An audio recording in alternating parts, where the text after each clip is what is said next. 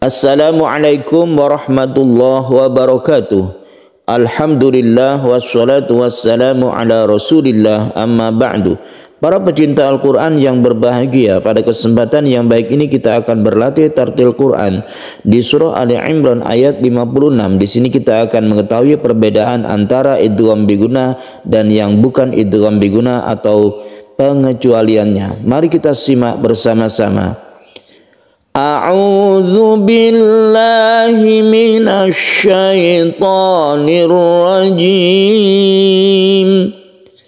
Bismillahirrahmanirrahim.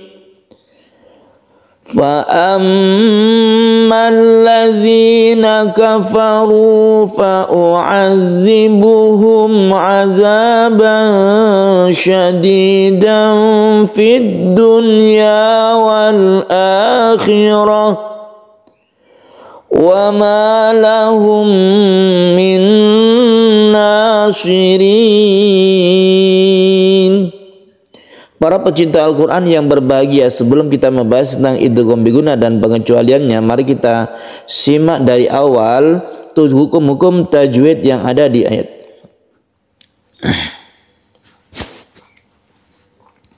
Para pecinta Al-Quran yang berbahagia, sebelum kita membahas tentang idgham biguna dan pengecualiannya, mari kita bahas terlebih dahulu dari awal hukum-hukum tajwid yang ada di ayat ini. Fa'amma ini adalah merupakan tasydid mim yang kita sebut dengan gunnah. Gunnah musyaddada karena mim ini bertasydid, maka kita gunakan atau kita panjangkan. Kita tahan ketika membaca fa'amma. Jadi tidak boleh langsung fa'ammal ladzi, tapi kita tahan dulu. Fa'ammal ladzina kafaru, fa'ammal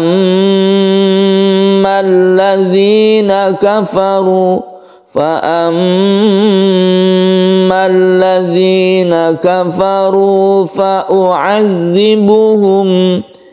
Di dalam pengucapan dari hamzah dan ain ini harus kita bedakan ya. Ain itu berbeda dengan hamzah. Fa'u'ad ini biasa u-nya, kemudian ini a. Fa'u'adzibuhum 'adzaban syadidan. Jadi di sini ada dua, ada tanwin bertemu dengan shin, tanwin bertemu dengan fa, yang hukumnya itu adalah ikhfa hakiki namanya.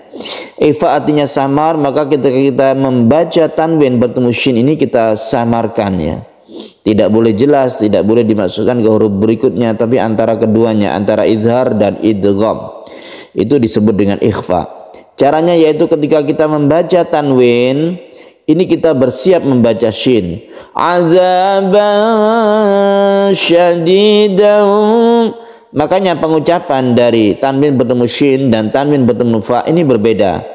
Karena ketika kita membaca tanwin, kita bersiap dengan huruf berikutnya, dan huruf berikutnya itu berbeda-beda. Ada shin, ada fa, dan itu menyebabkan suara kita berbeda.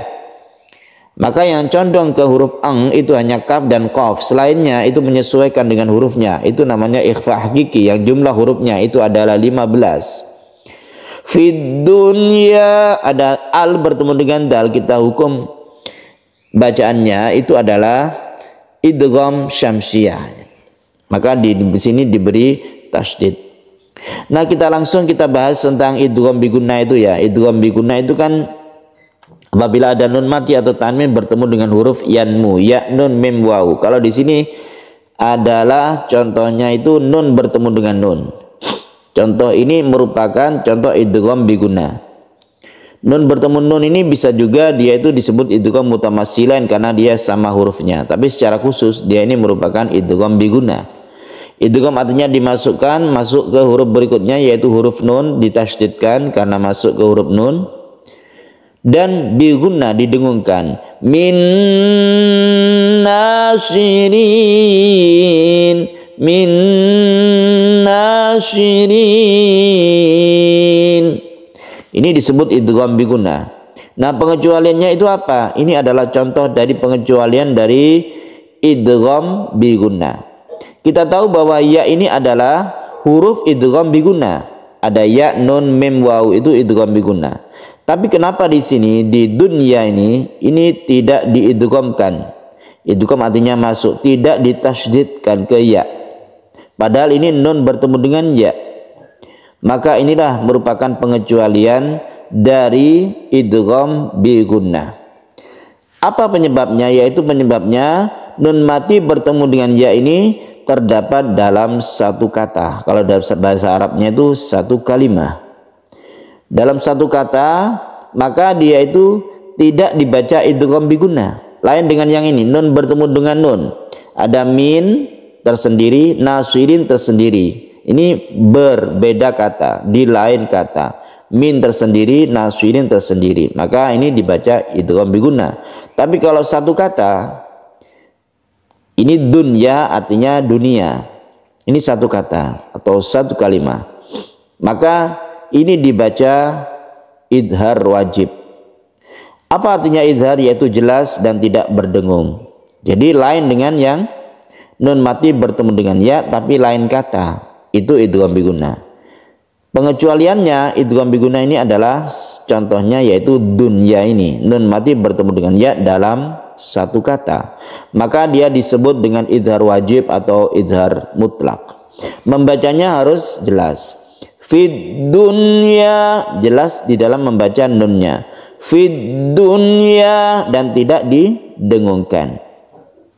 Pengecualian dari idgham bi gunnah ini di dalam Al-Quran cuma ada 4 kata.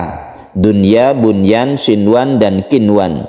Jadi ada 4 kata, ada di beberapa surat. Insya Allah ini sudah kita bahas di video-video sebelumnya. Nah, kita lanjutkan. Wa ma lahum min nasirin, mim mati bertemu dengan mim, kita tahu ini adalah idgham mimi.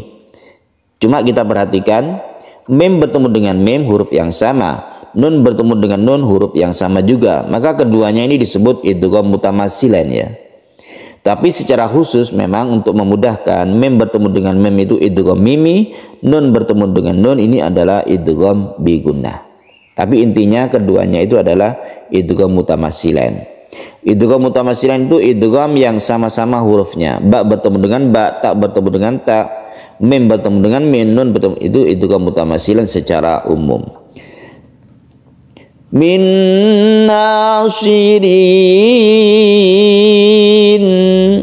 Ini kita panjangkan sebagai mad alif lisukun, panjangnya 1, 2 atau 3 alif. Kemudian roknya ini dibaca tipis ya. Karena dia itu berkasroh. Shadaqallahul azim. Assalamualaikum warahmatullahi wabarakatuh.